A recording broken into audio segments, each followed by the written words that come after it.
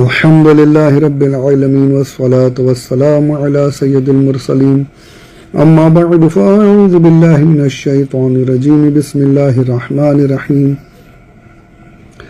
واستعينوا بالصبر والصلاة صدق الله العظيم.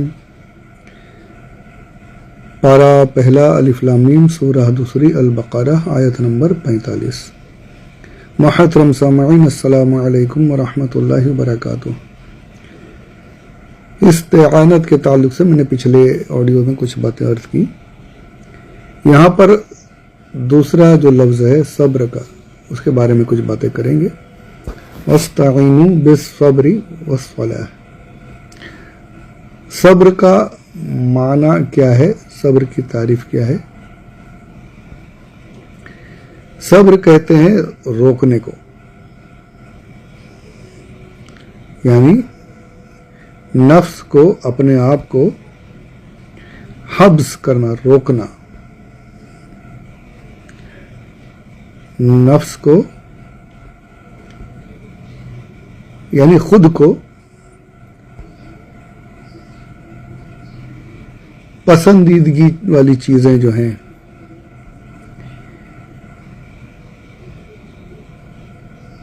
کچھ اپنے کو پسند ہے، کچھ کرنے کا دل ہو رہا ہے، اس چیز سے روکنا، اپنی خواہشات سے روکنا.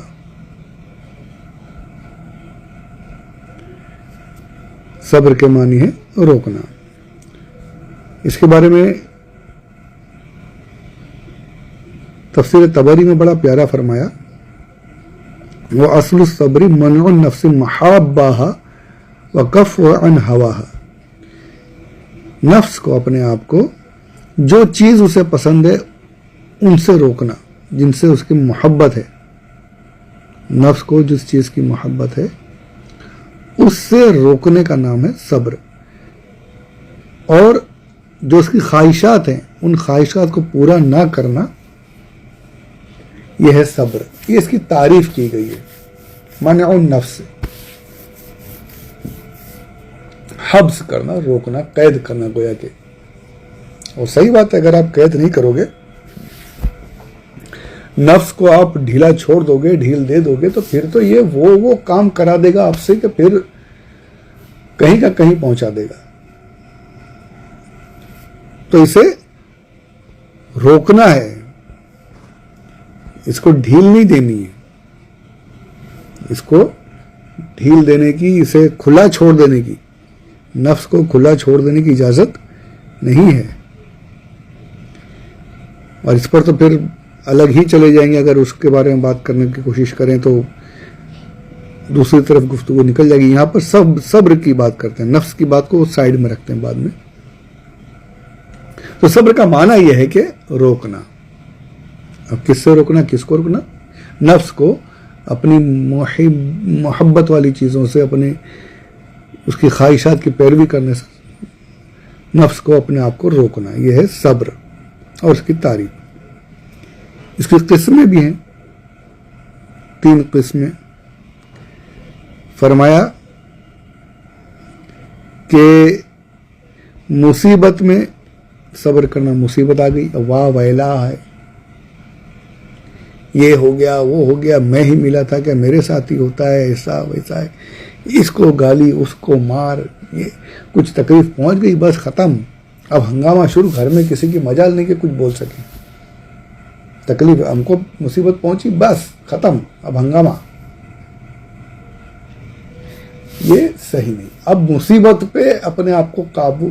مصیبت پہنچی، اب دل چاہتا ہے توڑ پھوڑ کروں، گالیاں دوں، دل چاہتا ہے کہ برا بھلا بولوں لوگوں کو، دل چاہتا ہے کہ میں معاذ اللہ، 100 بار معاذ اللہ رب العالمین، اللہ کی بارگاہ میں گستاخیاں کروں. دل چاہتا ہے کہ میں بولوں کہ خالی میرا ہی گھر ملا تھا، کیا میں ہی ملا تھا مصیبت پہنچانے کو. یہ سب بولنے کا دل میں وبال مچل رہا ہے، ابال ہو رہا ہے کہ دل سے سب بولوں، زبان سے لوگوں کو ماروں، لوگوں کو گالیاں دوں، سب غلط کام کروں. پر اس چیز کرنے سے، ان چیزوں کو کرنے سے اپنے آپ کو روکنا، اپنے آپ کو قید کر لینا، اپنے نفس کو، یہ ہے صبر. یہ ہے صبر کی ایک قسم. یعنی مصیبت پر صبر کرنا، یہ ایک قسم ہے. ٹھیک ہے, مصیبت آئی صبر کیا, اور پھر اجر تو پھر یار صبر کا اجر تو اللہ اکبر کبیرہ. پہلے آپ یہ سن لیجئے, ایک پہلی قسم یہ ہوئی کہ مصیبت پر صبر کرنا, دوسری عبادت اور اطاعت کی مشقتوں پر صبر کرنا. یہ میں آپ کو تفسیر نعیمی سے سنا رہا ہوں, اور تمام کتابوں میں یہ چیزیں ہیں, عربی تفاسیر وغیرہ میں آپ کو اردو سنا رہا ہوں. تفسیر نعیمی جلد اول ہے, صفحہ نمبر 348. پہلے مصیبت پر صبر کرنا, دوسری عبادت اور اطاعت کی مشقتوں پر صبر کرنا اور ان پر قائم رہنا, نفس کو گناہوں کی طرف مائل ہونے سے روکنا. دوسری قسم کیا ہے؟ عبادت اور اطاعت کی مشقتوں پر صبر, جو تکلیفیں جو مشقت کرنی پڑ رہی اس پر بھی قائم رہ کر عبادت کرنا. یہ ہے صبر کی دوسری قسم.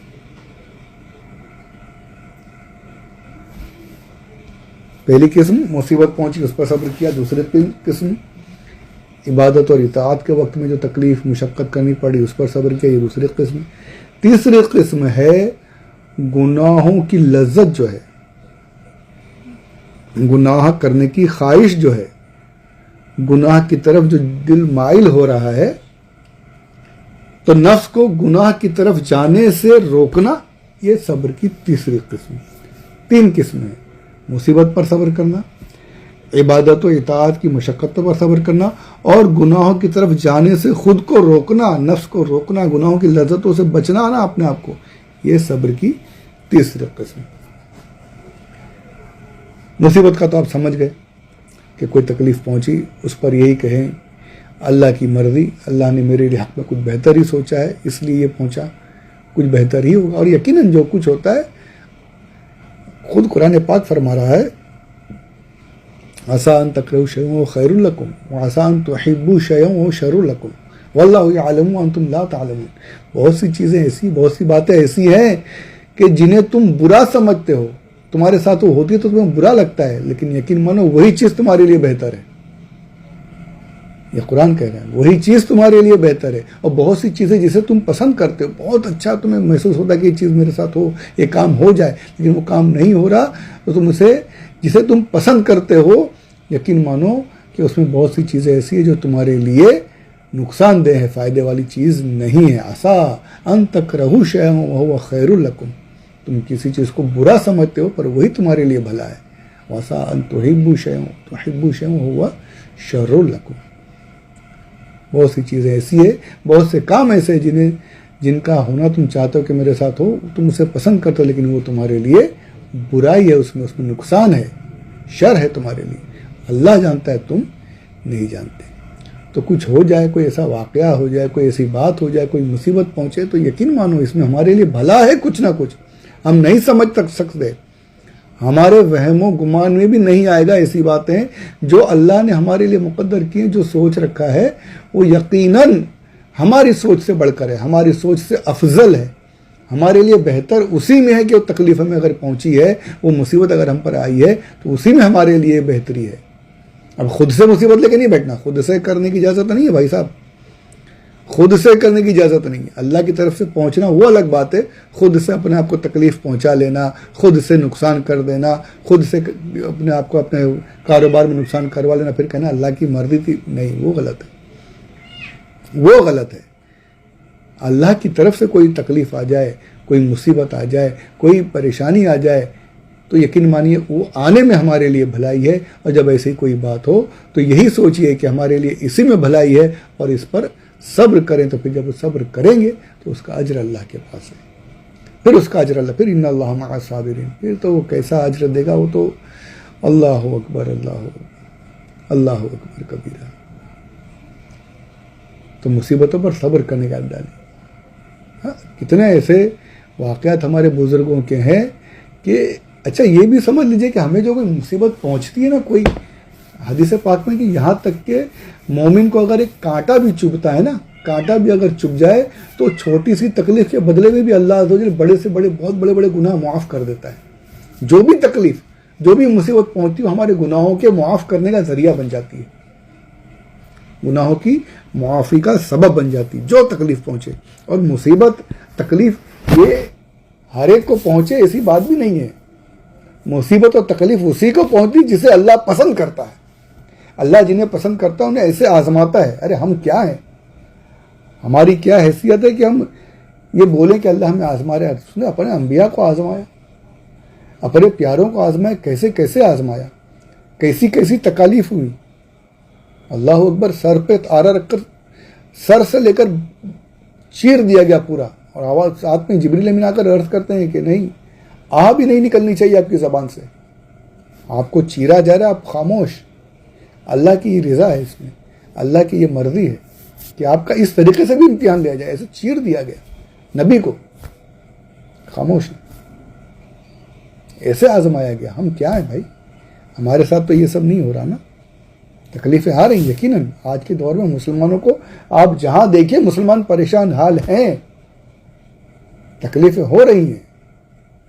اللہ کے دین کا مذاق اڑایا جا رہا ہے، اللہ کے پیارے حبیب صلی اللہ علیہ وآلہ وسلم کی شان میں گستاخیاں کی جا رہی ہیں، اللہ کو معاذ اللہ رب العالمین گالیاں دی جا رہی ہیں. بہت کچھ ہو رہا ہے، یہ ہمیں للکارا جا رہا ہے. ہمیں حکمت عملی سے کام کرنے کی دعوت دی جا رہی، پر ہم نہیں کر رہے. ہم اپنے آپ کو نہیں بدل رہے، اس لیے یہ حالات ہو رہے ہیں. تو اگر یہ سب کچھ ہو رہا ہے نا تو اس میں اپنی بھی کمی ہے، اور اگر ہو رہا ہے ہمارے ساتھ ہو رہا ہے تو پھر یقین مانیے کہ اللہ نے کچھ ہمارے لیے بہتر سوچا ہے. ہمارے حق میں کوئی نیک فیصلے ہونے ہیں، اس پر صبر کرنا ہے، ان تکلیفوں پر، ان مصیبتوں صبر کرنا ہے، اللہ سے دعا کرنی ہے، یا اللہ عز و جل یہ جو تکلیفیں آئی ہوئی ہیں پروردگار تو اس میں مجھے ثابت قدم رکھ اور میرے لیے بہتر فیصلے فرما. جیسے میں نے پچھلے آڈیو میں بھی کہا، پھر کہہ رہا ہوں کہ اس وقت میں بھی بہت شدید تکلیف میں گزر رہا ہوں. بہت میرے پورے گھر پر یہ سمجھ لیجئے کہ بہت سخت قسم کی تکلیف، اللہ کی طرف سے ایک امتحان کہوں گا کہ آیا ہوا ہے. آپ سبھی سے گزارش ہے، میں بار بار کہہ رہا ہوں، گزارش کرتا ہوں کہ دعا کیجئے میرے لیے، میرے گھر والوں کے لیے، میرے بیٹے کے لیے، خاص طور پر سب کے لیے دعا کیجئے کہ ہم اللہ عز و جل ہماری اس تکلیف کو دور کرے، آسانی عطا فرمائے. مشکل کیونکہ دوسروں کی دعاؤں سے سب کی مصیبتیں دور، پوری تقدیر بدل سکتی ہے دعاؤں کے ذریعے سے. تو پتہ نہیں آپ میں سے کس کی دعا میرے حق میں، میرے بچوں کے حق میں قبول ہو جائے اور اللہ اس تکلیف کو دور کر دے. آپ سبھی دعا کیجئے پروردگار ہماری، میری بھی اور آپ سب کی بھی، جو بھی مسلمان پریشان ہے پروردگار سب کی تکلیفوں کو دور کرے، آسانی عطا فرمائے. آمین بجاہ النبی الامین صلی اللہ علیہ وآلہ وسلم. تو میں یہ عرض کر رہا ہوں کہ آج جو میں جس دور سے گزر رہا ہوں، میں بھی یہی سوچ رہا ہوں کہ اس میں یقیناً اللہ کی طرف سے کچھ آسانیاں ہیں، کچھ اللہ کی حکمتیں جو میرے سمجھ میں اس وقت نہیں آ رہی، پر کچھ بہتری آگے ہوگی. اور یقیناً میرے گناہوں کی سزائیں ہیں کہ جو یہ اس طریقے سے میں آزمایا جا رہا ہوں، مجھے یہ تکلیف پہنچ رہی ہے، میرے بچوں کو، مجھے. تو آدمی کو یہ ذہن رکھنا ہے، واہ ویلا کرنے سے کچھ ہونا ہے؟ کچھ نہیں ہونا ہے. آپ چیخ پکار کر لو، مار دھاڑ کر لو، اس کو گالیاں دے دو، اللہ عز و جل کی شان میں گستاخیاں کر لو معاذ اللہ رب العالمین، اس سے کچھ بدل تو نہیں جائے گا نا، کچھ ہو تو نہیں جائے گا. جو ہو رہا ہے وہ تو اللہ کی مرضی ہے، جب اللہ چاہے گا آسانی ہے. اب اس پر کیا یہی جا سکتا ہے کہ